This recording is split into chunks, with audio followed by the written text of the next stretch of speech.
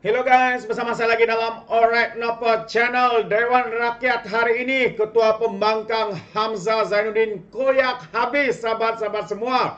Jadi antara perbahasan ya ini yang saya pilih untuk kita tonton bersama, yaitu MP Titi Wangsa YB Johari yang mana menyekolahkan Hamzah Zainuddin yang memang buta ekonomi. Semasa dalam perbahasan YB Johari ini memang menarik apa yang beliau katakan, ya, tidak seperti pembangkang yang hanya tahu membangkang, tapi apabila mereka jadi kerajaan jadi koyak, hancur dipimpin oleh mereka. Jadi tanpa membuang masa, mari kita dengar sendiri perbahasan yang menarik ya daripada YB Johari MP Titi Wangsa ini. Tapi sebelum saya teruskan, jangan lupa untuk terus support Alright Nopo Channel dengan cara tekan butang subscribe, like, dan share. So mari kita tonton bersama ucapan ataupun perbahasan daripada YB Johari MP Titi Wangsa ini, sahabat-sahabat semua. Tan Sri Yang Di-Pertua. Pertama, saya ingin mengucapkan banyak terima kasih yang diberi peluang untuk membahaskan kajian separuh penggal RMK 12 ini. Sebelum itu, saya ingin mengalu-alukan belia-belia daripada Titi Wangsa yang hadir di dalam Dewan pada pagi ini. Sebelum saya mulakan pembahasan, saya agak tertarik apabila melihat YB Larut membentangkan statistik tadi yang mengatakan bahawa perkembangan ekonomi Malaysia pada tahun 2022 8.7% adalah yang tertinggi di dalam negara ASEAN. Tapi sukacita saya nak berkongsi di sini. Apabila seseorang itu mencerita soal ekonomi ataupun menggunakan percentage ekonomi ini, kita mestilah melihat ekonomi ini secara mutlak. Sebagai contoh, kalau kita lihat Malaysia pada tahun 2020, ekonomi kita menguncup 5.5%. Sedangkan Singapura 4.1% penguncupan, Indonesia 2.1%. Kalau kita tengok tahun 2021, Malaysia hanya berkembang 3.1%. Tidak cukup untuk cover penguncupan yang berlaku pada tahun 2020. Tetapi negara Singapura berkembang 7.6%.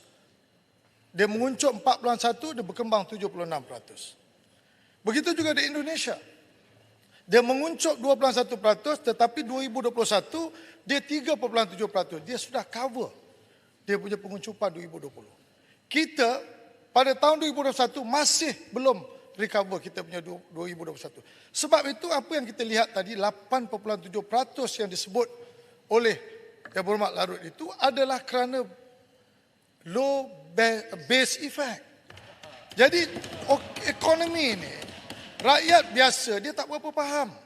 Jadi apabila kita membentangkan sebagai ahli parlimen, kita mesti bertanggungjawab. Saya nak beritahu Yang Berhormat Larut tadi.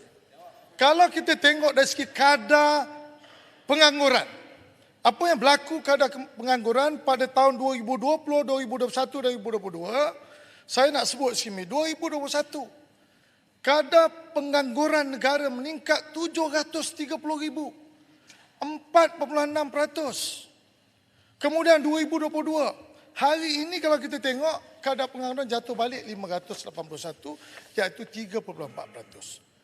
Statistik lain yang saya nak kongsi. Kadar hutang meningkat 1.5 trilion.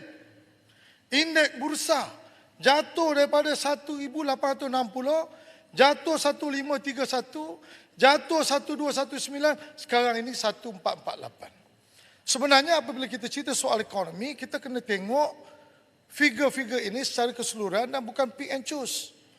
Jadi saya nak beritahu pada Dewan yang mulia ini.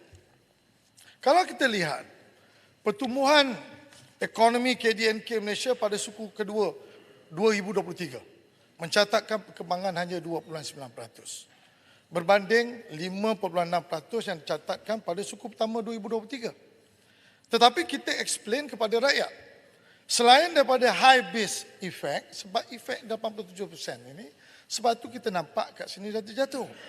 yang menyebabkan pertumbuhan pada suku kedua ini lebih perlahan. Terdapat juga beberapa faktor lain yang menyebabkan pertumbuhan ini perlahan ataupun menurun.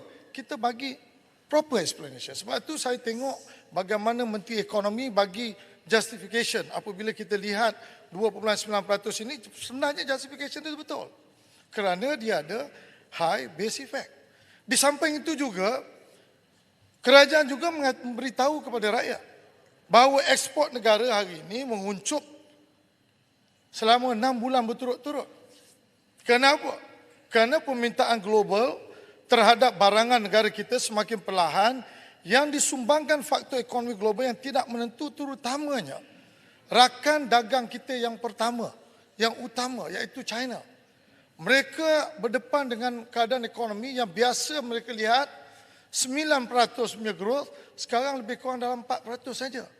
Dia merupakan rakan dagang kita yang terbesar sehingga mencecah 18% daripada kita punya GDP. Faktor kedua, kita juga lihat bahawa ada banyak perbelanjaan penggunaan yang semakin perlahan, terutamanya apabila perbelanjaan sektor swasta ataupun isi rumah, di mana kejatuhan perbelanjaan penggunaan ini daripada 14.8%, kemudian jatuh kepada 7.3%, jatuh kepada 5.9% dan jatuh kepada 4.3%. Bila dia tidak berkembang penggunaan ini, sudah tentu dia mempunyai efek kepada kebesaran ekonomi. Seperti mana yang kita sedia maklum, perbelanjaan penggunaan swasta menyumbang kepada 60% daripada saiz ekonomi negara. Maka apabila pertumbuhan penggunaan swasta ini perlahan, pertumbuhan KDNK juga akan semakin perlahan. Tan Sri Yang di-Pertua, kajian separuh penggal RMK12 ini saya cukup tertarik. Kerana kajian separuh penggal RMK12 ini yang dibentangkan oleh Yang Amat Berhormat Perdana Menteri secara dasarnya merupakan satu rancangan yang lengkap untuk mencapai 7 sasaran hala 7 ekonomi yang digariskan sebelum ini. Berbaki kurang 2,5 tahun ke penghujung 2025, garis masa RMK12 ini, saya nampak RMK12 ini juga akan melengkapi rancangan-rancangan jangka panjang lain seperti New Industrial Master Plan 2030 dan juga New Energy Transition Roadmap yang dibentangkan baru-baru ini. Ini adalah merupakan strategi-strategi yang diletakkan di dalam Dewan ini untuk kita sama-sama melihat bagaimana kita boleh mengembalikan balik ekonomi Malaysia ini ke hadapan yang kita telah tertinggal selama 2-3 tahun yang lepas. Kebergantungan ekonomi negara kepada sektor perbuatan dan juga perkhidmatan memerlukan penambahbaikan untuk memastikan ekonomi kita tidak terperangkap dengan low growth, low value industry yang tidak mempunyai potensi untuk menyumbang kepada pertumbuhan ekonomi negara yang lebih pantas. Tumpuan kerajaan kepada high growth, high value industry ini adalah disertai dengan 17 anjakan besar yang sangat tepat dalam usaha melonjakkan dan mempercepatkan penstrukturan semula ekonomi negara. Sebab itu, oleh sebab yang demikian, saya berpendapat terdapat beberapa perkara yang penting perlu diutamakan oleh kerajaan dalam melaksanakan baki 2,5 tahun ini untuk menjayakan RMK12 ini. Tan Sri Yang di-Pertua, disebabkan pertumbuhan penggunaan swasta yang semakin perlahan, kerana banyak unemployment, banyak graduan yang belum ada kerja, dari segi youth employment sampai mencecah 11%, sudah tentu kerajaan kena memain peranan untuk merancangkan kegiatan ekonomi. Salah satu daripada rancangan ini, boleh kita merancangkan ekonomi, ialah melihat semula dari segi perbelanjaan pembangunan yang telah kita bajet pada bajet 2023 yang lalu, iaitu di mana kita telah mensasarkan hampir 85 bilion bajet yang akan dibentangkan, yang telah diluluskan. Mengikut rekod Kementerian Kewangan, sejumlah 43.9 bilion telah dibelanjakan setakat Jun 2023. Kita bajet 85 dan kita sudah tidak ada masa. Kita kena guna segala bajet yang telah kita lulus ini untuk apa? Untuk kita pastikan bahawa perjalanan ekonomi ini menjadi pemangkin kepada perbelanjaan swasta akan datang. Mana-mana rolling budget yang telah diluluskan mestilah dilaksanakan secepat mungkin. Pembayaran mestilah dibuat secara cekap dan pantas. Di samping itu, setiap peruntukan yang sudah diluluskan mestilah diguna pakai secara efisien dan cepat. Sekiranya projek-projek yang dilulus sebelum ini tidak boleh memanfaatkan ekonomi, maka perlulah direvise dan kita cari projek-projek ini supaya dia memberi multiplier effect kepada ekonomi negara dan daripada situ maka perbelanjaan swasta akan disambung. Sebab itu kerajaan apabila dalam keadaan ekonomi yang tidak menentu ini, kerajaan memainkan peranan yang sangat penting. Di samping itu juga kita kena pastikan mana-mana syarikat yang mendapat projek-projek ini, segala rantaian syarikat-syarikat ini mestilah dipantau. Mereka ini perlulah membayar cukai kepada LHDN supaya LHDN boleh dapat pendapatan dan kemudian pendapatan ini boleh disalurkan balik semula kepada kerajaan dan persekitaran ekonomi ini akan berpusing, akhirnya akan membawa balik negara kepada landasan yang betul. Rancangan Malaysia setiap 5 tahun adalah rancangan penting untuk memastikan ekonomi negara terus membangun dengan didorong oleh pelaburan yang dibuat oleh kerajaan melalui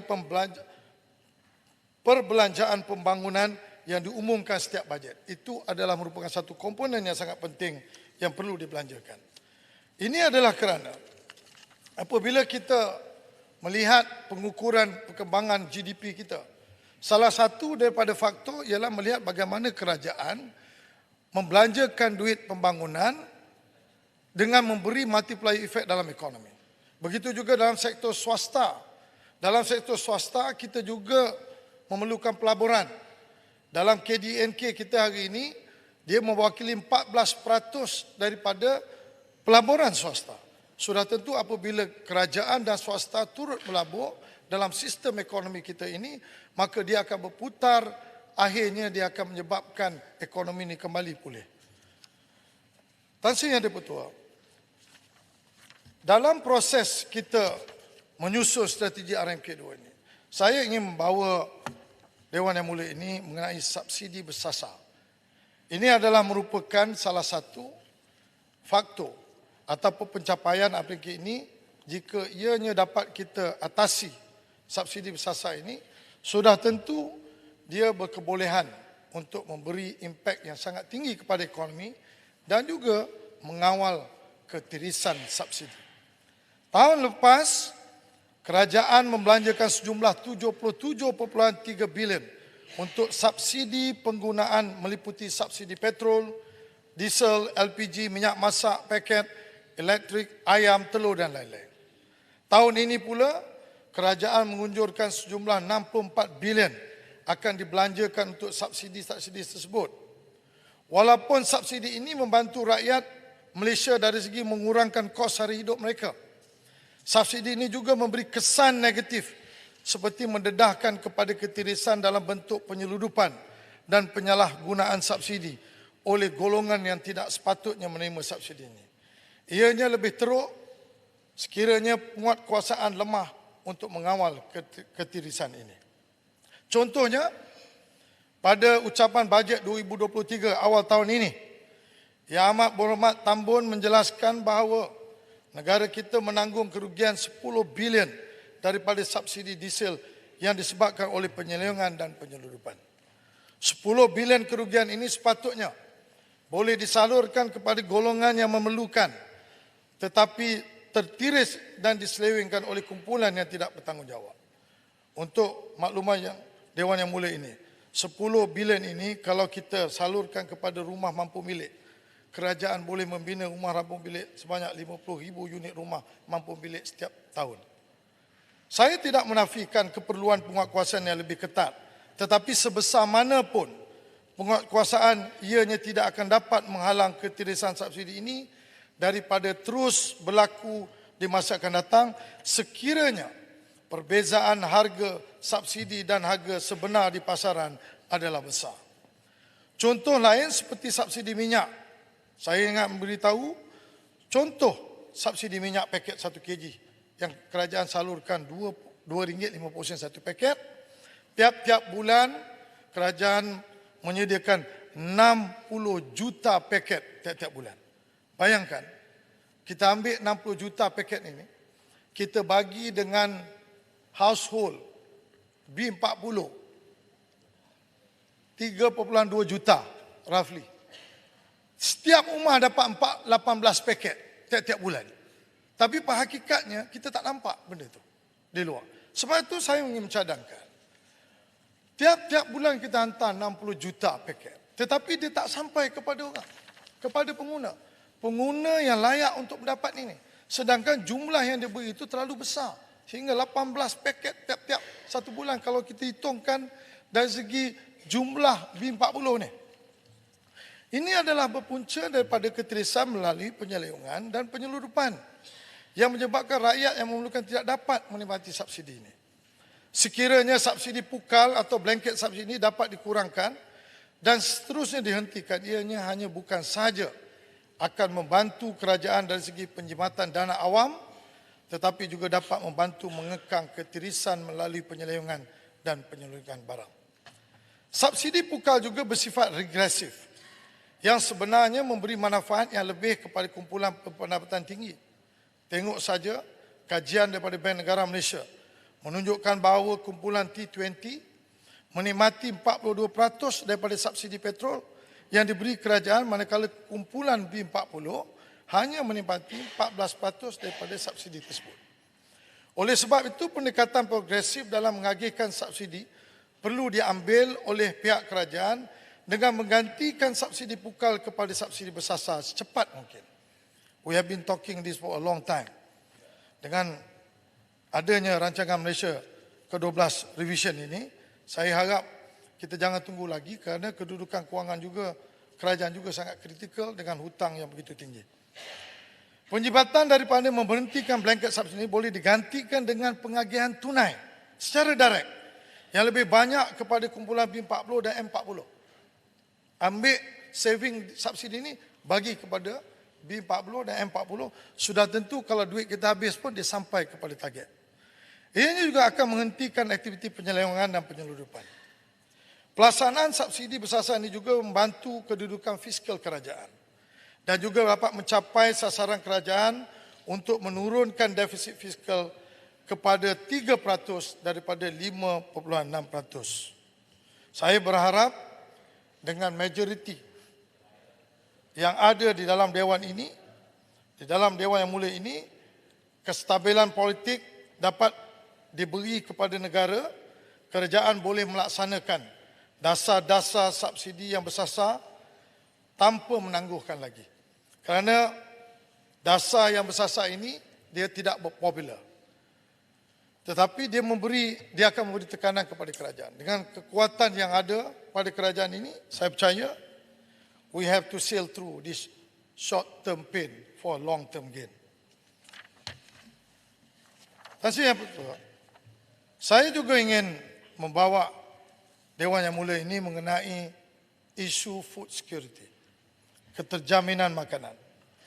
Sepanjang 2 tahun kebelakang ini kita menyaksikan kenaikan harga makanan yang mendadak seperti harga ayam, telur dan minyak masak, serta komoditi-komoditi beras seperti beras, gula, tepung, jagung dan kacang soya. Ini adalah ekoran kesan daripada berbagai faktor luar seperti perang Rusia dan Ukraine, kenaikan kos logistik di seluruh dunia yang melonjakkan harga komoditi asas seperti jagung, soya dan gandum yang merupakan bahan penting untuk dijadikan makanan ayam, seterusnya menyumbang kepada kenaikan harga ayam dan telur dalam pasaran tempatan. Walaupun soal komoditi ini, berterusan kita berdepan dengan masalah ini, cabaran terbaru negara kita pada hari ini ialah bagaimana kita melihat kenaikan beras di seluruh dunia. Walaupun Malaysia mengeluarkan padi dan beras untuk kegunaan tempatan, pengeluaran tersebut hanyalah dapat menampung sekitar 62.6% daripada keperluan kita 100%. Sudah tentu kita memerlukan import. Dulu kita, petani-petani kita, pesawah-pesawah kita boleh produce 71%. Sekarang ni tinggal 62.66%.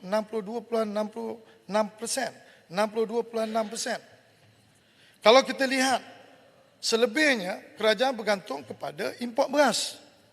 Kalau kita tengok negara pengeksport beras, India. Dulu kerajaan beli beras di India $380 per tan. Hari ini harga meningkat $540 per tan. Peningkatan 42%. Kemudian di Thailand, dulu beli white rice $420 per tan. Hari ini harga $640 per tan, meningkat 52%. Kemudian di Vietnam, dulu kita beli $490 per tan. Sekarang $680 per tan. Peningkatan 38.7%. Sudah tentu negara-negara pengeluar beras yang lain juga dijangka akan melaksanakan dasar yang serupa, yang akan terus melonjakkan harga beras antarabangsa dalam masa yang terdekat. Tahun lepas, Malaysia mengimport 1.23 juta tan beras dari negara dengan nilai import bernilai 2.67 bilion. Cuba bayangkan, bukan saja soal duit, tetapi kalau satu hari nanti kalau kita nak 1.23 juta tan ini menampung kehendak rakyat kita, tidak ada negara nak jual kepada kita, apa nak jadi? Dalam konteks ini, kita perlu belajar dari negara Vietnam. Daripada sebuah negara import beras pada tahun 1990, sekarang negara ini menjadi pengeksport beras ketiga terbesar di dunia. Dan saya percaya, kalau kelapa sawit kita boleh jadikan negara ini menjadi pengeluar kelapa sawit kedua terbesar dunia, kalau kita bersungguh-sungguh fokus soal beras ini, dengan ada Mardi yang dapat bajet tiap-tiap tahun macam-macam, saya percaya dengan penglibatan syarikat-syarikat swasta yang terlibat dalam penanaman padi secara berskala besar, saya percaya satu hari nanti Malaysia juga boleh ekspor beras ke negara luar seperti mana yang berlaku di Vietnam. Perkara luar jangka dan luar daripada kawalan kita ini seperti memerlukan kerajaan merangka suatu dasar jangka pendek dan panjang untuk menangani masalah food security dengan mengurangkan kebergantungan terhadap import makanan untuk menampung keperluan negara. Kebergantungan negara kita terhadap import makanan setiap tahun semakin meningkat. Jumlah import pada tahun lepas berjumlah 75 bilion berbanding 50 bilion pada tahun 2017. Itu kenaikan hampir 50% dalam tempoh 5 tahun dan dijangka akan terus meningkat tahun ini. Saya yakin kerajaan sedar kepentingan memastikan food security negara kita terjamin dan segala dasar yang dilaksanakan dalam tempoh 5 ke 10 tahun ke hadapan adalah sangat kritikal untuk memastikan negara kita mampu menampung keperluan makanan rakyat Malaysia tanpa perlu terlalu bergantung pada import, terutamanya makanan asas seperti beras. Tan Sri Yang di-Pertua, Global Food Security Index 2022 meletakkan Malaysia pada kedudukan ke-41 dari segi keselamatan makanan, lebih rendah daripada negeri Singapura di kedudukan 29. Negeri yang tidak ada tanah duduk di tangga 29, kita yang ada banyak tanah duduk ke tangga 41. Malah negara-negara Timur Tengah dengan iklim yang ekstrim seperti Oman, Bahrain, Arab Saudi juga berada dalam kedudukan yang lebih tinggi daripada kita dari segi food security mereka. Food security bukanlah semata-mata memastikan makanan sentiasa ada untuk keperluan rakyat, tetapi juga dari sudut affordability. Sama ada rakyat mampu membeli, kualiti dan keselamatan makanan yang terjamin dari segi kebersihan dan kesihatan dan juga sustainability untuk negara kita menghasilkan makanan dalam keadaan berbagai cabaran seperti global warming, banjir dan juga kekurangan taburan hujan. Jika kita perlu belajar dari negara-negara ini, bagaimana untuk meningkatkan kedudukan food security negara kita, saya cadangkan kita belajar dan jangan kita malu dan segan demi untuk manfaat rakyat keseluruhan. Tan Sri Yang Di-Pertua, dalam soal kita bercerita soal ekonomi ini, kita tidak boleh lari daripada melihat kejatuhan ringgit kita. Sebagai sebuah negara perdagangan yang kecil dan terbuka dengan jumlah perdagangan ekspor dan import melebihi 140% daripada jumlah KDNK negara, pergerakan mata wang ringgit adalah suatu perkara yang penting dalam ekonomi kita. Hari ini ringgit kembali menyusut pada 467 berbanding US dollar setelah mengukur sedikit kepada 4.5 pada bulan Julai yang lepas. Saya nak menjelaskan kepada Dewan Yang Mulia ini bahawa pergerakan mata wang ringgit atau mana-mana mata wang sesebuah negara tidaklah bergantung kepada satu-satu faktor sahaja, tetapi terkesan daripada beberapa faktor. Secara keseluruhannya saya boleh rangkumkan lebih kurang 7. Yang pertama, sudah tentu negara itu memerlukan kestabilan politik. Faktor ini mempengaruhi pergerakan mata wang kerana jika tidak ada sesebuah negara itu kestabilan politik, pelabur tidak akan datang ke negara, kesannya mata wang akan negara akan terjejas kerana tidak ada permintaan ringgit dalam negara. Selalunya kalau pelabur datang, dia akan bawa duit dia, kemudian dia tukar dengan duit kita, maka demand ringgit akan naik, maka kita dapat itu. Itu salah satu faktor. Faktor kedua ialah kerajaan mestilah mempunyai pengurusan negara yang kompeten termasuk pegawai-pegawai kerajaan.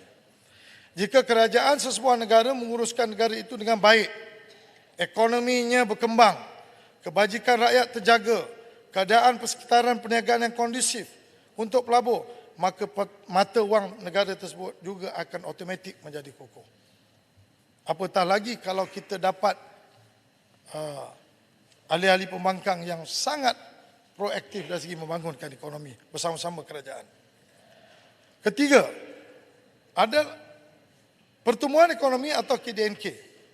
Setiap currency ini juga bergantung kepada sama ada sesuatu ekonomi sebuah negara itu berkembang atau tidak. Pertumbuhan KDNK yang sustainable, tidak terlalu perlahan, mestilah selari dengan perkembangan dunia, akan berterusan menyaksikan mata wang itu akan bertambah kuat.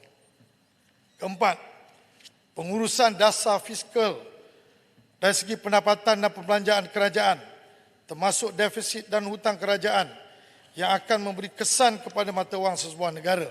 Sebab itu dari segi RMK 12 ini, target kerajaan untuk menguncupkan fiskal kita ini dengan secara perlahan-lahan juga akan memberi confidence kepada pelabur-pelabur yang akan datang ke negara kita ini dengan melihat bagaimana kita manage kita punya fiscal deficit. Kemampuan membayar semula faedah hutang dan hutang akan mempengaruhi sentimen pelabur dan seterusnya menentukan naik turunnya sesebuah mata wang. Yang penting sesebuah kerajaan itu mestilah be able to pay dia punya hutang-hutang ini tanpa terus berhutang untuk membayar hutang interest dalam negara. Yang kelima, pengurusan dasar mandatory ataupun OPR, iaitu penentuan kadar faedah yang akan mempengaruhi juga aliran masuk dan keluar modal ke dalam sebuah negara yang sudah tentu mempengaruhi pergerakan mata wang.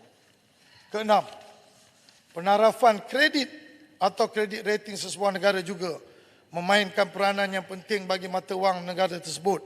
Sebagai contoh, negara yang mempunyai rating AAA rata-ratanya mempunyai mata wang yang lebih kukuh secara relatif berbanding negara-negara yang mempunyai rating yang lebih rendah.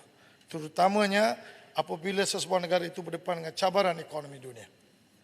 Dan akhir sekali yang ketujuh, aliran modal masuk dan keluar ataupun balance of payment yang meliputi current account dan financial account negara juga antara faktor yang mempengaruhi pergerakan mata wang sesebuah negara.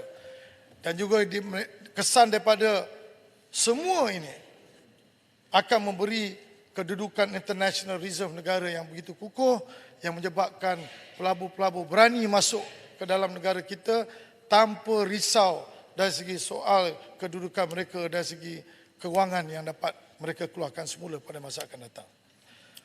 Tahsin dan Pertua, 7 faktor yang saya senari ini adalah juga faktor-faktor yang mempengaruhi pergerakan mata wang secara keseluruhan.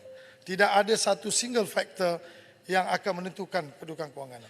In short, apa yang perlu kita buat hari ini untuk 5 tahun atau 10 tahun akan datang ialah bagi memastikan fundamental ekonomi negara ini akan terus kukuh ke hadapan walaupun kita berbeza pandangan dan pendapat dalam Dewan ini, tetapi tidak ada orang boleh melunturkan ekonomi ini secara keseluruhan kerana dia akan memberi kesan kepada kita dan juga future generation akan datang. Terbaik sahabat semua, itu dia pencerahan yang panjang lebar ya daripada YB Johari MP Titi Wangsa, yang mana beliau turut ya menyekolahkan ya Ketua Pembangkang Hamzah Zainuddin kerana cuba ya mengelirukan rakyat dengan data-data yang palsu, data-data yang kurang tepat. Jadi hari ini kita mendengar sendiri bagaimana rancangan Malaysia ke-12 ini adalah satu rancangan yang sangat komprehensif seperti mana yang dinyatakan oleh YB Johari. Tetapi pembangkang apa yang mereka tahu hanya memusingkan segala fakta dengan memberikan data yang salah kepada rakyat untuk mengelirukan rakyat sahabat semua. Sedangkan data yang mereka keluarkan itu tidaklah tepat seperti mana data yang telah diberikan oleh YB Johari. Jadi terbaik habis koyak ya Ketua Pembangkang hari ini ya, ternyata Ketua Pembangkang daripada Perikatan Nasional ini ya amatlah buta ekonomi. Hanya pandai cakap kosong tetapi semuanya tidak bermakna apa-apa. Itu pandangan saya. Bagaimana pula dengan Anda sahabat semua? Sekiranya Anda mau berikan sebarang komen, Anda boleh berikan komen dalam ruangan komen, tapi ingat komen dengan cara berhemah. Jangan menjadi seperti walaun-walauntit, lebay-lebay dan juga geng sapu bersih ya apabila mereka memberikan komen penuh dengan hasutan, kebencian dan juga fitnah melampau. Sepertinya mereka tidak punya otak, mungkin karena otak mereka tertinggal di dasar Laut Cina Selatan. Jadi terima kasih, izinkan saya untuk mengundurkan diri dan seperti biasa peribahasa mengatakan tapapun kangkap 2 ton koinan, dalam bahasa Melayunya tepuk dada tanya selera. Sekian saya daripada Alright Nampak Channel, saya kita berjumpa lagi. Bye bye.